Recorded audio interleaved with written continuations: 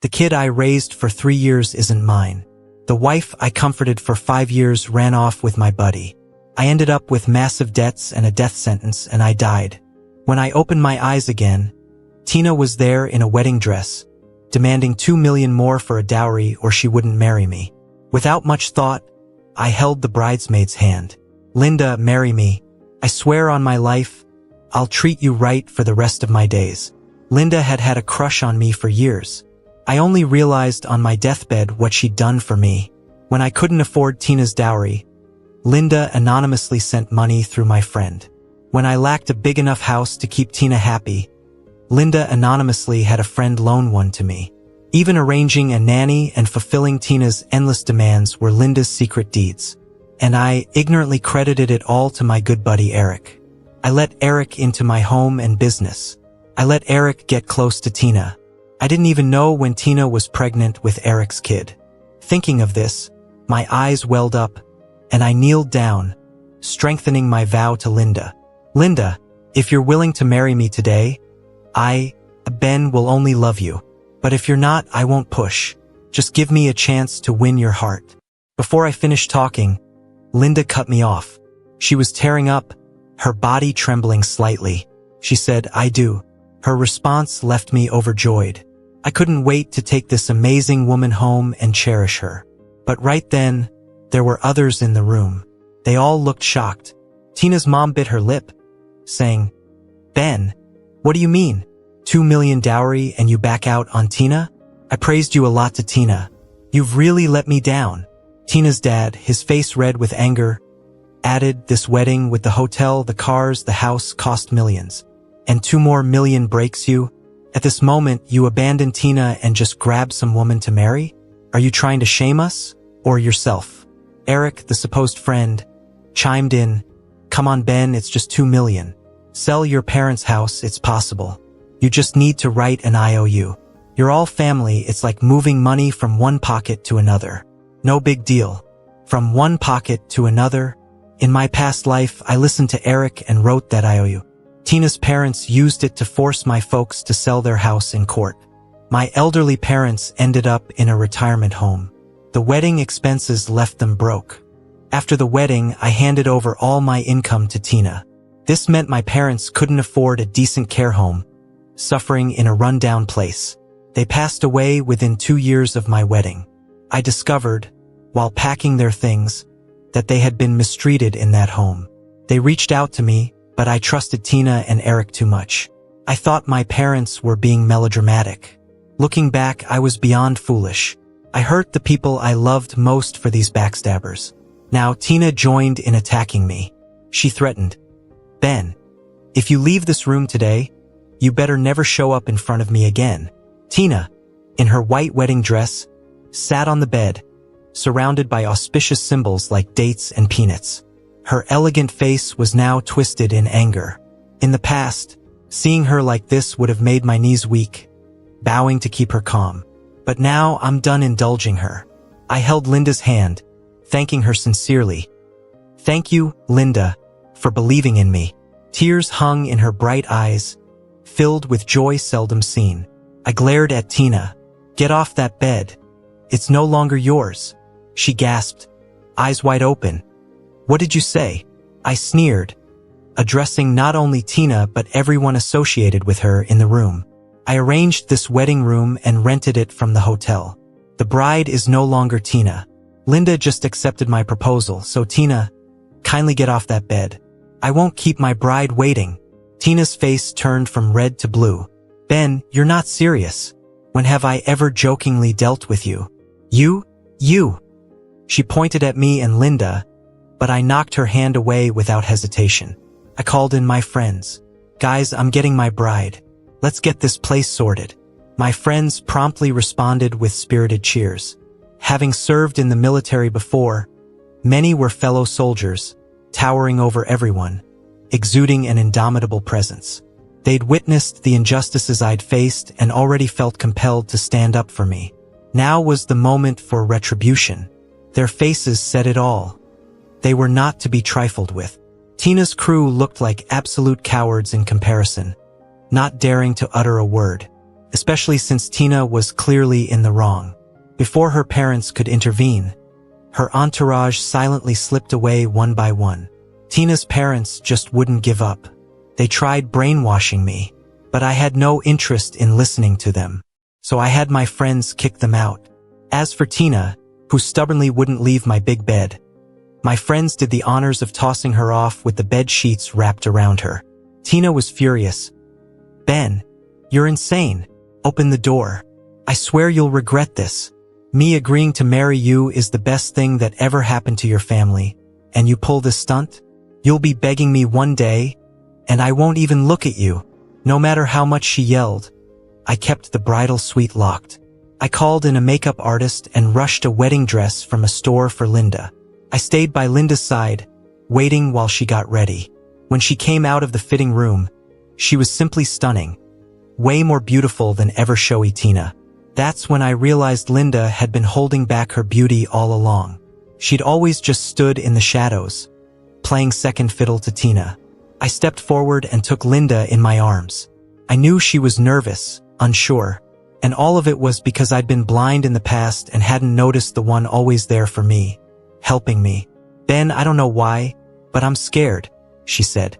I squeezed her hand, giving her confidence. "Yeah, today's wedding is kinda sudden.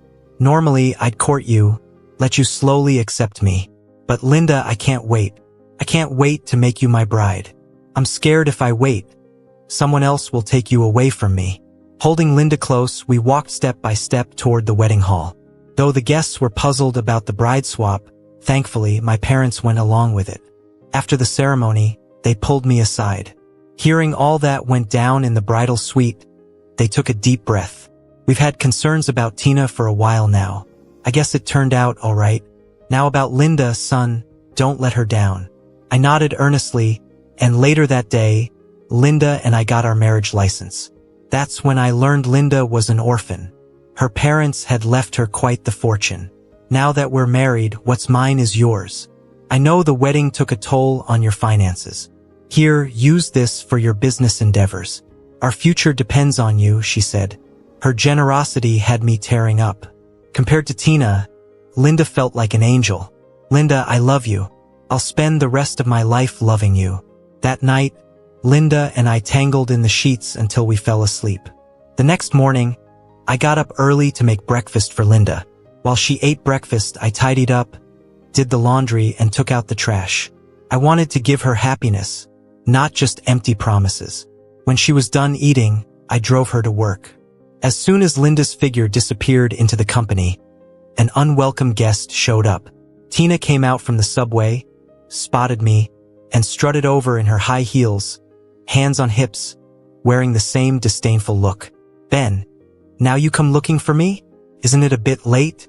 I just chuckled at her arrogant face. "Who said I was looking for you? Oh please, after your stunt last night, you must regret it, right? Missing out on me and making a fool of yourself. I almost thought you had some guts. But here you are, crawling back to me." I didn't want to hit a woman, so I turned to leave, holding back my anger. But Tina grabbed me, slapped me hard across the face. It was a full-fledged slap, the sting setting my face on fire. Before I could react, she tugged my tie like a leash, dragging me into the building. She said plenty of my coworkers were at the wedding. "Get in here, get on your knees, and bark like a dog," saying I was wrong all day. "Maybe that'll calm me a bit. And if you want me back, 200 grand isn't cutting it. Sell your parents' house, your company, and bring another $1 million to my folks. Then I'll consider being your girlfriend again. Kissing, sleeping together will be off limits. I'll let you hold my hand at most. If you propose again, that ring better be Cartier's newest." I couldn't care less about what this maniac was saying. I pulled my tie free, straightened my clothes. Tina aimed to insult me, but I noticed the building's owner, Mike, coming over. "Mike, didn't expect to see you here," I greeted him. Mike's voice easily overshadowed Tina's. She turned and hesitated at the sight of Mike. Mike approached me, shook my hand warmly. "Ben, been meaning to meet you. Glad you're here today." I glanced at Tina, then back at Mike. A chance meeting with a mad dog dragged me in. "Ben, who are you calling a mad dog?" Tina protested, but Mike's presence kept her quiet. Mike, seeing this, catoned on. Ben, let's chat on the side. Finish up our last discussion, he suggested. I saw the glint in Mike's eyes and decided to play along. We moved over to some chairs. Tina, unable to keep her usual bravado in front of her boss, muttered, Mike, I'm heading up. You're busy. But as she turned to leave, Mike stopped her. Get us 2 coffees. She hesitated. Mike, I'm the receptionist. Mike smirked. Receptionists get coffee, don't they? Tina gritted her teeth and glared at me before finally going to get the coffee. Once she got back, I didn't say a single word, but Mike sure did catch on to my vibe. He told Tina, go clean the floor, make it shine. Tina flat out refused. Mike, I'm the receptionist, not the janitor. Mike snorted, do it or leave. Without even a college degree, I've already been too generous making you a receptionist. If it wasn't for Ben, do you really think you'd be in my company? Tina's face turned red with anger. Ben, are you just gonna watch Mike bully me? I shrugged, sneering a bit. Mike, your employee is hilarious. The boss asks her to do something and she calls it bullying? Mike gave me a slight smile, then turned a stern gaze back at Tina. Now you're reassigned to the cleaning department. Go change into the uniform and clean this lobby 100 times. I won't. Tina straightened up defiantly. I quit. Mike raised his voice, spelling it out. Fine. You want to quit? Go to finance and calculate how much you owe us for breaching your labor contract. Once it's settled, you can leave whenever you want.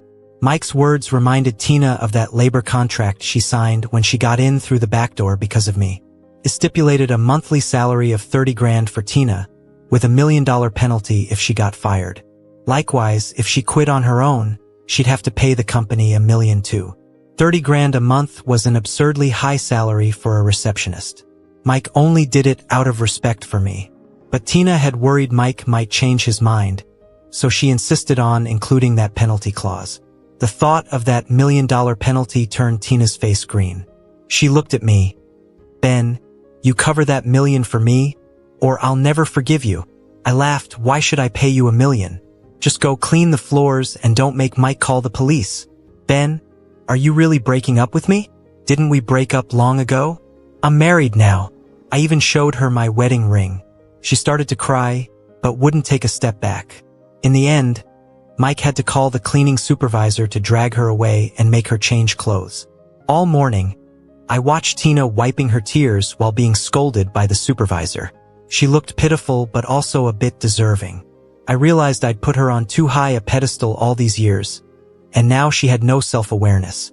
After wrapping up my meeting with Mike, he assured me, don't worry, as long as Tina works for me, I'll take good care of her. I gave a faint smile, thanks, Mike. But as soon as I got in my car, a cleaning uniform-clad Tina rushed over to me again. She grabbed my ears, yanking at my clothes, her eyes as red as cherries. I felt furious and wanted to push back, but she just collapsed into my arms, clinging tightly. Ben, are you really abandoning me? Her tone was softening, mixed with tears.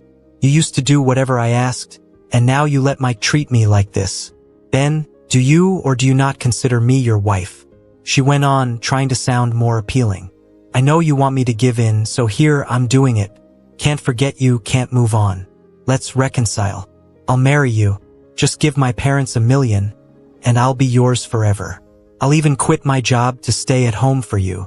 Isn't that what you want? She kept finding places for me to spend money on: the house, cars, her parents' healthcare, and retirement. I won't work at Mike's anymore. It's humiliating. She pleaded to be moved to my company, wanting to be the CEO's wife. Seeing her shamelessness, I scoffed and pushed her away. She acted like a clingy, adhesive bandage. In the past, she'd always used her body to appease me after a fight, expecting me to compensate her with whatever money pleased her. Ben, I know you can't live without me. Car or hotel? She teased, taking off her clothes. It was nauseating. I threw her janitor uniform out of the car and locked the doors behind me.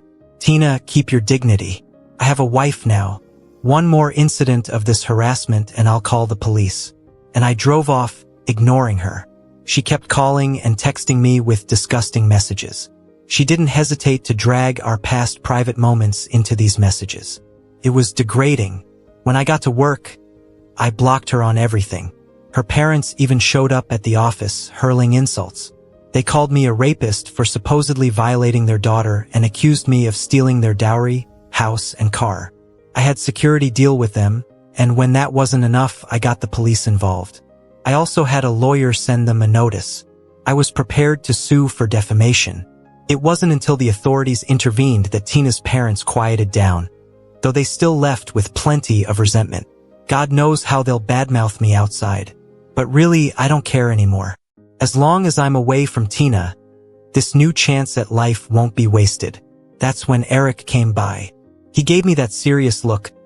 Ben, I know you're still upset about yesterday, but making Tina a janitor and suing her parents, isn't that a bit much?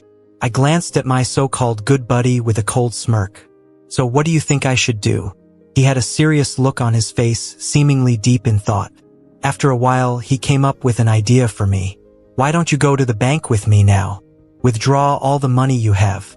See if you can get a loan against your house and company, and take all the cash to Tina's parents. Hand it over respectfully, then beg for forgiveness by kneeling a few times. Buy Tina some jewelry and let her have a shopping spree on your credit card. That way, her parents and Tina might not be mad at you anymore.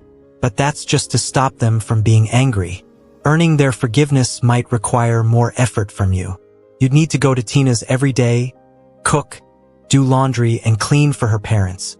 Tina likes wearing high heels, so you'd better be prepared to massage her feet every night. If you don't step up, I doubt Tina will agree to marry you again. She's such a delicate girl. You need to take responsibility for her. He kept rambling on, and when I didn't respond, he swallowed and asked, Ben, do you think there's something wrong with what I'm saying? I shook my head and asked, how do you know Tina needs someone to massage her feet every night? Have you done it? He was startled and blushed. No, Tina's your girlfriend. How could I? That's crossing the line. I chuckled softly. Oh, maybe I'm overreacting. He took a deep breath to calm himself and continued. You love Tina so much. You've made it through the past 2 years. You have to keep proving you love her just as much in the future. Didn't you once say you wanted to be a responsible man? I nodded, yeah. Being a good man is tough, but I think you've got a knack for it. Why don't you try? He frowned. Ben. I tossed a file onto his lap. You're so invested in others' family issues. Look at the mess you've made yourself. You screwed up this deal, and now they're demanding $5 million in damages. Pay up. He clenched the file, his face draining. No way, Ben. I missed this clause in the contract. How can it be $5 million? $5 million's a lot, but didn't you just buy a car and a house? You could mortgage them and pay it off, I replied with a flat tone. He got anxious, but those were hard to buy. Ben, help me out with the $5 million. You were just advising I give all my money to Tina's family. How can I help you if I do that? He came closer. No, I meant settle my $5 million first. Any leftover can go to Tina's parents. How does that sound? I looked at him coldly. Eric, is Tina's shamelessness learned from you? What? You spend my money, use my stuff, and still think I owe you everything. Get a grip, Eric. Come on. Ben, what do you mean? Aren't we still good friends? You're really going to end our friendship over $5 million? I stood up from my chair, realizing I had nothing more to say to Eric. I had security escort him out and fired him in front of everyone. I thought my actions might cause a stir among my coworkers, but instead, they openly expressed relief. Ben, you finally saw Eric's true colors, one said. I was taken aback. They continued, we've been saying he's no good. He's always sneaking around, trying to get away with things. Remember the coffee and milk in the break room that seemed to disappear so quickly? Eric was selling it, and he's been taking the office paper and supplies for his personal use. For someone with such a high salary, he does no work, just hovers around you all day. You should have fired him sooner. Eric even harassed female coworkers. There are videos of it on the company's cameras. We hope he gets taken to court for it. I listened, my expression unreadable. Then do it. Sue him. My coworkers were shocked. I continued, I misjudged him before. Now I know Eric's true nature. If he did what you're saying, I won't let it slide. He will face consequences. If any of those he harassed are around or if you have their contact, I'll get them a lawyer." My colleagues cheered at this. The security team immediately checked the footage, and the findings were shocking. Eric had even done stuff with Tina at the office. Gathering this evidence, I was set on ruining Eric financially. In a past life, he made me suffer. This time, I wouldn't let him get away with anything. After handing the evidence to the police, I got a call from Linda. She was crying. My heart tightened. "Linda, what's wrong?" Her broken voice came through. "Ben, come quick. Make them understand I'm not the other woman. I swear I'm not." Her voice shattered. My heart ached as I reassured her. "Linda, hang in there. I'm coming. Right now." I got in my car and floored it, ramping up to 120 miles per hour. A little over 10 minutes later, I reached Mike Company's building. In the elevator, I overheard a conversation. "Do you know that Linda? She's our company's designer. They say she's a homewrecker." "Really? She seems so low-key." "Apparently, she seduced Tina's husband. There's a fight upstairs now." "A fight? You mean between two women?" "Yeah, Tina brought her family and even pinned Linda to the ground.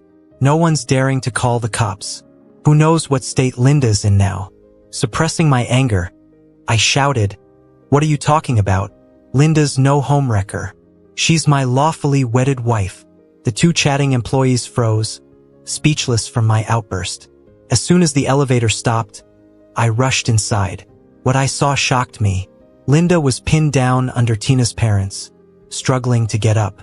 I dashed over, shoved Tina's parents aside, and scooped Linda into my arms. "Ben, tell them I am not a homewrecker," she sobbed, looking like she was about to faint. Seeing the bruises on her face made my blood boil. I glared intensely at Tina and her parents. My stare seemed to shake them a bit, but they still put on a brave face. "Ben, this woman ruined your marriage and seduced you. As elders, can't we teach her a lesson?" They argued. "Tina was with you first, so why are you messing around with this woman? Talk some sense here. Tina won't marry you now. Just pay us $1 million and we're done. Otherwise, we'll accuse you of rape. You raped our Tina. Our girl was defiled and humiliated, and you must compensate." As they kept making threats, Mike had already put a massive projector to work in the office. He played the videos I'd given to the police ahead of time. There were clips of Eric and Tina together, and footage of Tina's parents making absurd demands for a bridal gift. There were even recordings of them bad-mouthing me at my company countless times. Eric said, "Once you're pregnant, let Ben raise the kid." Tina said, "Aren't you worried it's not purely your child? What if it picks up Ben's genes too?" Eric chuckled, "Don't worry. Ben's such a pushover. Just tell him it's your time of the month. He'll never know. Once the child's born, get Ben to hand over the finances. I'll mortgage his company, and we'll be together in no time." Tina giggled in his arms, "You're brilliant. Now come here." With the disgusting scenes on display, no one dared label Linda the homewrecker. Tina and her family found themselves publicly humiliated, targets of the crowd's wrath. "Wow, this girl's disgusting. Cheating and then blaming someone else. They wanted a $2 million bridal gift? Good thing Ben dodged a bullet with this bride. Sickening, pretending to be so posh when all they care about is money. Call the cops. This beating is assault. They should do time for this." Tina even tried to flirt with Mike once, but it didn't work. How gross is that? Everyone was chiming in, and Tina and her parents looked like they wanted to vanish. But I wasn't gonna let them escape so easily. They hurt Linda and they needed to pay for it. The police arrived, and with everyone's testimonies, Tina and her parents were taken into custody. I went with Linda to the hospital while Mike handled things at the station. He kept me updated via video call, assuring me he wouldn't let this slide. "Ben, don't worry. I'll make sure Tina and her parents are charged with intentional assault," Mike promised. He also demanded compensation for the damage they caused at the office, claiming lost productivity and property damage. As for Linda's injuries, Mike, as her boss, demanded compensation for her medical costs, lost wages, and emotional distress. "Sure, we'll pay. It's just one person. How much could it be? Tina dismissed, not acknowledging any wrongdoing. Even exposed like that, all she felt was brief embarrassment. Mike laid out all the compensation claims in front of the police. 3 computers got damaged, special ones for designers. Each costs $10,000. So that's $30,000 right there. Tina fired back, what kind of junky computer costs $10,000?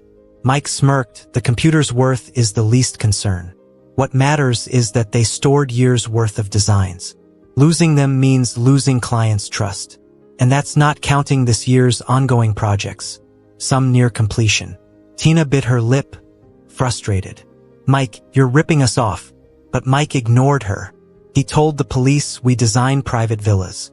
Each project takes months and brings in huge orders which should factor into the compensation. Oh, and Linda's injuries. She'll be off work for a while. And it's not the company's burden. Linda earns $10,000 a month here. With leave and recovery costs, $100,000 sounds fair. Tina's parents seemed stunned. $100,000 for Linda? Are you crazy? The two of them started arguing. The police just put the person in jail, leaving Tina alone to handle everything. While trying to weasel her way out, Tina wanted to rope me into her mess, but I already blocked her, so she couldn't reach me. Under pressure from Mike, I had no choice but to sign that $1 million compensation form. After we left the police station, Tina and her parents planned to skip out on paying, but the police had their ways. They auctioned off everything under her name, like her house, car, and jewelry.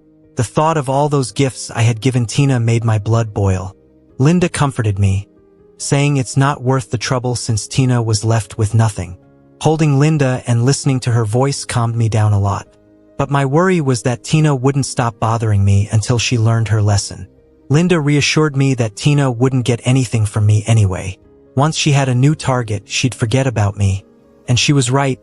Tina got married a month later, pregnant and all. She married a local rich guy who had money but no looks or height. He just hoped she'd give him a big healthy son. A few months later, Tina had a premature birth and did give them a son. Tina and I were supposed to have nothing more to do with each other. But it turned out the private hospital where she gave birth was the same one where Linda had her checkups. We bumped into Tina by chance, and she insulted Linda in front of me. Linda was pregnant, and I didn't want to upset her, so I didn't confront Tina. Instead, I secretly took some of the baby's hair for a paternity test. A few hours later, I got the results and sent them to the rich guy. That night, Tina, who was still in recovery, got kicked out of the hospital. The hot-headed rich guy beat her nearly to death on the street. If the police hadn't intervened, I'm not sure she would have made it home alive. The next day, news of Tina cheating hit the headlines. They said she had broken ribs and a ruptured uterus and had her face stomped into what was basically disfigurement. Linda saw the news and sighed. I never thought Tina would still be causing trouble at this point. She could have lived a good life, but it's such a waste. People just aren't the same anymore. I caressed Linda's belly, soothingly saying, she brought this on herself, giving up a good life for silly dreams. Linda nodded, then suddenly asked, do you know who the kid's father is? I was puzzled. It's definitely not me. Linda said, I trust you, I just wondered if she can't go back to the rich guy, who would be the father? She'll have to find the kid's dad eventually. Eric's in jail, so it's probably not him. But who knows? Some time passed, and Linda was nearing her due date. On the way to the hospital, we saw Tina in the distance holding a baby and chasing a man, shouting that he was the father. I'd never seen this guy before, but his clothes said money wasn't an issue. He just laughed, telling Tina to have some self-respect, calling her names. According to him, she approached his brother before him, and now she was onto someone else to claim as the father. Tina pleaded for a DNA test, but the man couldn't be bothered. He slapped her and dumped her in a nearby trash can, saying that's where she belonged. The car drove too fast for us to see what happened next. After Linda gave birth, my parents came to visit. They mentioned some rumors about Tina. Apparently, she's now chasing men on the street, claiming they're the father, while her son passed away because of her neglect. Mike gave us a nice compensation for what they did to Linda. Her parents took a hit after these events, ending up in a not-so-great nursing home. Anyway, it's not our problem. I invited my parents in to see the kids. Linda had twins, a boy and a girl, perfectly completing our family. My parents played with the babies while I took care of Linda. My heart was filled with happiness. Thank you, Linda. I love you.